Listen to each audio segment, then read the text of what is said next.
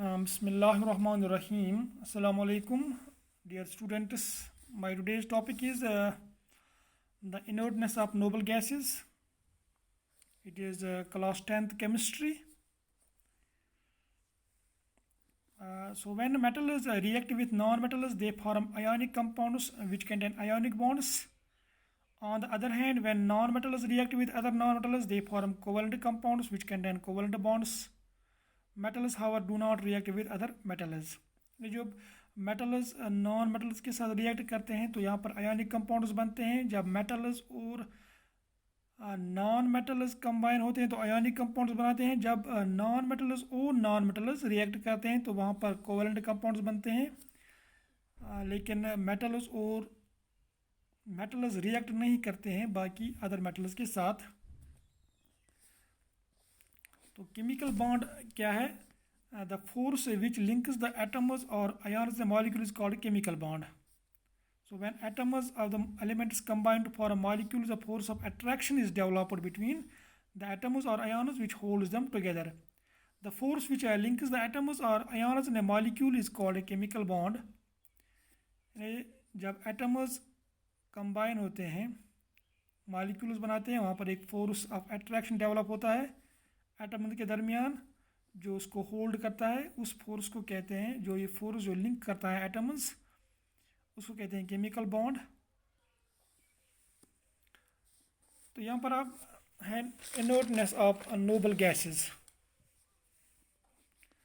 There are some elements in group 18 of the periodic table which do not combine with other elements. कुछ elements है periodic table में group 18 में जो बाकी elements के साथ कंबाइन नहीं होते हैं। इन एलिमेंट्स में क्या है? हीलियम है, नियॉन है, argon, krypton, xenon and radon. They are known as noble gases और inert gases because they do not react with other elements. इनको हम नोबल गैस कहते हैं या इनर्ट गैसेस बिकॉज ये बाकी एलिमेंट्स के साथ रिएक्ट नहीं करते हैं। So they do not form chemical bonds. Since noble gases are chemically unreactive, ये chemically unreactive होते हैं, we must conclude that the electron arrangements in their atoms are very stable. तो वहाँ पर जो electronic configuration है वो stable होती है and we do not allow the outermost electrons to take part in chemical reactions. क्योंकि जो इनकी electronic configuration है वो stable है, इस वजह से ये बाकी elements के साथ नहीं combine होते हैं। So they are noble gases. So if we look at the number of electrons in the outermost shells of inert gases, we find that only one inert gas, helium, has 2 electrons in its outermost shell. All other inert gases have 8 electrons in the outermost shells of their atoms. Since the atoms of inert gas are very stable and have 8 electrons or 2 electrons in their outermost shells, therefore to have 8 electrons or 2 electrons in the outermost shell of an atom is considered to be the most stable arrangement of electrons. अगर हम इन elements की electronic configuration देखेंगे तो जो helium के बगैर, helium में जो आउटर मोस्ट इलेक्ट्रॉन्स होते हैं वो है 2, वो इसकी स्टेबिलिटी है क्योंकि इसमें सिर्फ एक शेल होती है हीलियम में। बाकी जो भी एलिमेंट्स हैं neon, organ, krypton, xenon, radon, इनकी जो आउटर मोस्ट शेल में जो इलेक्ट्रॉन्स हैं वो है 8। तो 8 यहाँ पर है स्टेबिलिटी।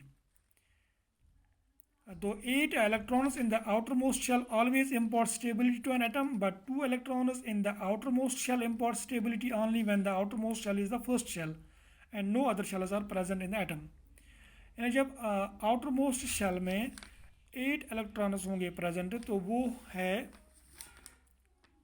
उसको हम कहते हैं ये stable है। एक्सेप्ट हीलियम में सिर्फ एक शेल है तो वहाँ पर जो 2 इलेक्ट्रॉन है वो उसकी स्टेबिलिटी है। अगर सिर्फ एक ही शेल होगी, वही लास्ट शेल भी होगी, तो उसमें जो नंबर ऑफ इलेक्ट्रॉन्स अगर 2 होंगे तो वो है स्टेबल। उससे उसकी जो इलेक्ट्रॉन एटम है उसको एलिमेंट है उसको स्टेबिलिटी मिलती है। So to have 8 electrons in the outer most shell of an atom is known as octet of electrons. जब 8 इलेक्ट्रॉन्स होंगे आउटर मोस्ट शेल में तो उसको हम कहते हैं octet of electrons.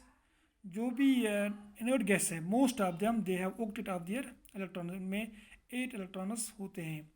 To have two electrons the outermost K shell is known as duplet of electrons. अगर K shell में 2 इलेक्ट्रॉन होंगे तो उसको हम डुप्लेट बोलते हैं। सो डुप्लेट ऑफ इलेक्ट्रॉन्स सिर्फ है प्रेजेंट जो हीलियम है, दैट इज इन के शेल।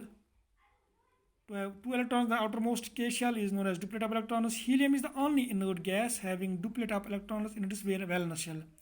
सिर्फ हीलियम एक एलिमेंट है जिसकी एक शेल है, दैट इज के शेल, उसमें 2 इलेक्ट्रॉन्स हैं तो उसको हम डुप्लेट ऑफ इलेक्ट्रॉन्स बोलते हैं। Thus the usual number of electrons in the outermost shell of atom of a noble gas is 8. Only in the case of one noble gas helium the number of outermost electrons is 2. ये जो outer most shell है बाकी elements में वो है 8, बाकी 5 में neon, organ, krypton, xenon and radon. सिर्फ हीलियम एक ऐसा एलिमेंट है वहाँ पर जो आउटर मोस्ट इलेक्ट्रॉन्स हैं वो 2 है। So helium is the only inert gas having less than 8 electron in the outer most shell.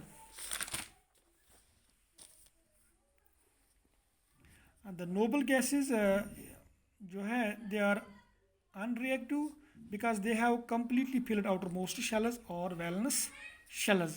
यहाँ पर अगर हम देखेंगे ये इलेक्ट्रॉनिक कन्फिगरेशन, ये हीलियम, इसकी जो एटॉमिक नंबर है 2, तो outer most shell that is K shell में 2 इलेक्ट्रॉन है। नियॉन एटॉमिक नंबर है 10, पहले शेल में 2, लास्ट शेल में 8, तो इसकी जो आउटर मोस्ट वैलेंसी है 8, valence shell that is outermost electrons. Argon में एटॉमिक नंबर है 18, सो इसकी इलेक्ट्रॉनिक कन्फिगरेशन है 288, that means outermost valence shell, outer most shell contains 8 electrons, it is valence is 8। Similarly krypton, xenon, radon, they have this 8 electrons in the outermost shell. Now what is the cause of chemical bonding or chemical combination? So the atoms combine with one another to achieve the inert gas electron arrangement and become more stable। जो atoms combine होते हैं एक दूसरे के साथ ताकि जो वो स्टेबल बने, जब उनकी इलेक्ट्रॉन अरेंजमेंट जो होगी वो इलेक्ट्रॉनिक कन्फिगरेशन, अगर जब उसको इनर्ट गैस इलेक्ट्रॉनिक कन्फिगरेशन हो जाएगी तो वो स्टेबल बनेंगे। सो atoms form chemical bonds to achieve stability by acquiring the inert gas electron configuration। so या तो इनमें आउटर मोस्ट शेल में 8 इलेक्ट्रॉन होने चाहिए तभी वो स्टेबल बनेंगे, या अगर आउटर मोस्ट शेल के शेल होगी तो वहाँ पर जो 2 इलेक्ट्रॉन अगर प्रेजेंट होंगे तो ये स्टेबल बनेंगे। तो ये स्टेबिलिटी के लिए जो एटम है वो क्या करता है, so an atom can achieve the inert gas electron arrangement in 3 ways. 3 तरीक़ों में से ये जो इनर्ट गैस इलेक्ट्रॉनिक अरेंजमेंट इसमें आती है 3 तरीक़ों से। Number first is by losing 1 और मोर इलेक्ट्रॉन्स, या तो वो लूज़ करेगा 1 इलेक्ट्रॉन या 1 से ज़्यादा दूसरे एटम को, और बाय गेनिंग 1 और मोर इलेक्ट्रॉन्स, या तो वो गेन करेगा, हासिल करेगा इलेक्ट्रॉन्स दूसरे एटम से 1 या 1 से ज़्यादा, या शेयर करेगा बाय शेयरिंग 1 और मोर इलेक्ट्रॉन्स, या शेयर करेगा इलेक्ट्रॉन्स दूसरे एटम्स के साथ। तो the chemical reactions in which the inert gas electron arrangement is achieved by the loss and gain of electrons और transfer of electrons between atoms take place between metals and non metals. जब ये reaction होती है metals और non metals के दरमियान, वहाँ पर या तो लॉस ऑफ इलेक्ट्रॉन होगा या गेन ऑफ इलेक्ट्रॉन होगा between atoms. On the other hand, the chemical reaction in which the inert gas electron configuration is achieved by the sharing of electrons between atoms take place between non-metals and non-metals।